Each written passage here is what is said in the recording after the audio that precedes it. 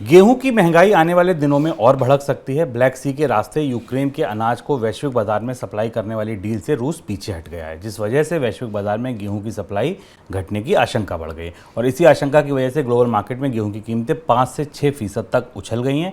European union ने रूस से आग्रह किया है कि वह यूक्रेन के अनाज को वैश्विक बाजार में सप्लाई होने दे और जिस डील से वो बाहर निकला इस पर पुनर्विचार करे। सर, रूस इस डील से आखिर बाहर क्यों निकला?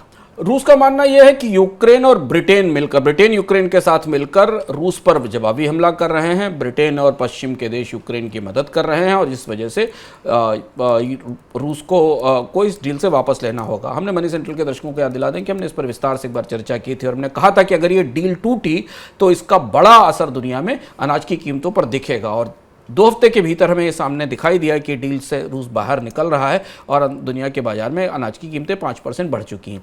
ये डील संयुक्त राष्ट्र संघ ने कराई थी। युद्ध के बीचों बीच ये समझौता सिर्फ इसलिए किया गया था कि ब्लैक सी के जो पोर्ट हैं वहाँ से रूस और यूक्रेन का गेहूँ और कॉर्न और बाकी चीज़ें निकल कर अफ्रीका के देशों में और अरब के देशों को मिल सके ताकि वहाँ भुखमरी की समस्या ना आए। करीब करीब 9 मिलियन टन के आसपास ग्रेन का एक्सपोर्ट भी हुआ था इस डील के तहत। और आपको याद होगा कि मार्च अप्रैल में जब दुनिया में गेहूं की कीमतें तेजी से बढ़ी थी, फिर समझौते के बाद गेहूं की कीमतों में हमने गिरावट देखी थी। ये 9 मिलियन टन के आसपास गेहूं की आपूर्ति हुई थी। अब ये ग्रेन डील फिर से टूट रही खत्म हो रही है और इसका असर हमें दुनिया के बाजारों पर दिखाई दे रहा है। सर, क्या असर पड़ेगा अगर दुनिया के बाजारों की बात करें? शुभम, सबसे बड़ा असर जो संयुक्त राष्ट्र संघ ने अपनी रिपोर्ट में भी हाल में कहा है, अंकटाड ने अपनी रिपोर्ट में कहा है, जिस पर हम विस्तार से चर्चा कर चुके हैं युद्ध के असर के बारे में कार्यक्रम में विश्व बैंक और IMF ने सरकारों को एक कहा है कि वैसे भी अगर एक ग्रेन डील बनी भी रहती, अनाज की सप्लाई बनी भी रहती, तब भी दुनिया पिछले कई दशकों के सबसे बड़े खाद्य संकट की तरफ बढ़ रही है। ये बात IMF, अंकटाड और वर्ल्ड बैंक ने अपनी रिपोर्ट में कहा है, क्योंकि रूस और यूक्रेन दुनिया को करीब 25% गेहूं और 24% के आसपास कॉर्न की आपूर्ति करते हैं। इससे पहले तक जबकि ये डील हुई थी तब तक भी दुनिया में जो FAO का खाद्य सूचकांक है, फूड ऑर्गेनाइजेशन का खाद्य सूचकांक है, वो रिकॉर्ड ऊंचाई पर था। फर्टिलाइजर्स की प्राइसेस 2020 की तुलना में डबल कीमत पर है, दोगुनी कीमत पर है।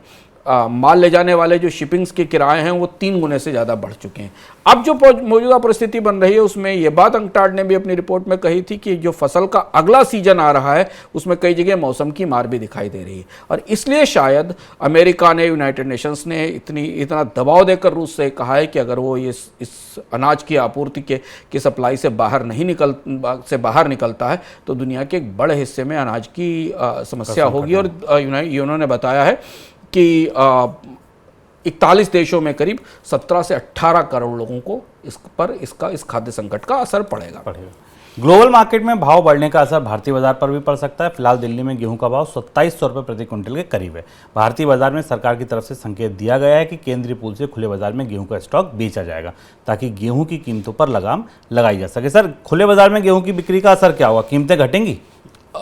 FCI को अंततः मजबूर होना पड़ा। इस पूरे साल हमने देखा कि FCI ने, भारत का जो मुख्य फूड स्टॉक्स मैनेजर कंपनी है, उसने भारत के बाजार में खुला में अनाज नहीं बेचा, गेहूं नहीं बेचा और जो मिलर्स को फूड प्रोडक्ट बनाने के लिए गेहूं बनता था उन्हें बाजार से खरीदना पड़ा। अब यहाँ बड़ी दुविधा की स्थिति है। गेहूं की कीमतें 2600-2700 के आसपास हैं।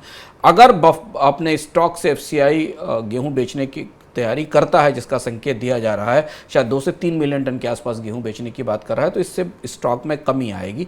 बाजार में इसका तात्कालिक तौर पर तो असर दिखाई देगा, लेकिन लंबे समय पर जो मांग और आपूर्ति का संतुलन गेहूं के बाजार में बिगड़ा हुआ है वो शायद कैसे सही होगा। और एक और दूसरी बड़ी चीज़ ये कि FCI के बफर स्टॉक में गिरावट वैसे भी बाजार में सेंटिमेंट अच्छा नहीं रखती, क्योंकि जब सरकार के भंडारों में काफ़ी गेहूं होता तो बाजार में भी कीमतें दबी हुई रहती हैं। और तीसरी और महत्वपूर्ण बात जिस पर हम बार बार संकेतों में कहते हैं कि जब FCI के स्टॉक से ओपन मार्केट में सेल की जाएगी तो उस मुफ्त अनाज स्कीम को गेहूं कैसे दिया जाएगा, जिसे अभी हाल में ही चुनाव के कारण 3 महीने के लिए बढ़ाया गया है।